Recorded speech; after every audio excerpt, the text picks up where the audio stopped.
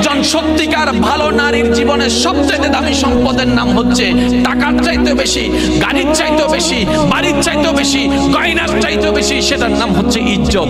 একজন মেয়ে সব দিয়ে দিতে পারে, ইজ্জত দিতে পারে না। একজন মেয়ের সবচেয়ে দামি সম্পদ হচ্ছে ইজ্জত। এবার ইসলাম বলে আমি তোমাকে ওর সামনে যেতে নিষেধ করেছি যেখানে তোমার ইজ্জতের উপর হামলা হওয়ার ভয় আছে, ওইখানেই যেতে বলেছি যেখানে তোমার নিরাপত্তা আছে, ইজ্জতের কোনো ভয় নাই। সুবহানাল্লাহ। একজন সত্যিকার ভালো বউ তার জীবনে সবচেয়ে বড় নিয়ামত মনে করে দুনিয়ার তার স্বামীকে। কারণ সবাই তার সাথে বেঈমানি করবে, আমার স্বামী কখনো আমার সাথে বেঈমানি করবে না। সবাই আমার হাত ছেড়ে দিবে, আমার স্বামী কখনো আমার হাত ছাড়বে না। এখানে যারা বিবাহিতরা আছেন, আমি ছোট্ট মানুষ হিসেবে শ্রদ্ধার সাথে একটা কথা বলি।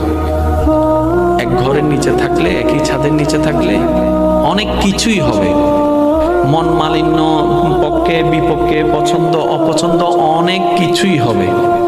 এগুলাকে ফোকাস দিয়েন না, ডিভোর্সে যায়েন না। কারণ ডিভোর্স করে যেখানে যাবেন সেখানে যে মহাসুখ পাবেন এরকম কোনো গ্যারান্টি নাই।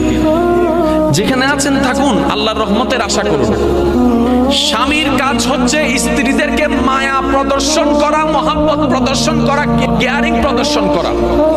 আর স্ত্রীদের কাজ হচ্ছে স্বামীদেরকে ভক্তি করা, শ্রদ্ধা করা, সম্মান করা। দুইজনের পক্ষ থেকে যখন এই ইসলামের নিয়ম দুইটা চলে আসবে, অশান্তির সংসার অশান্তির হয়ে যাবে। সুবহানাল্লাহ।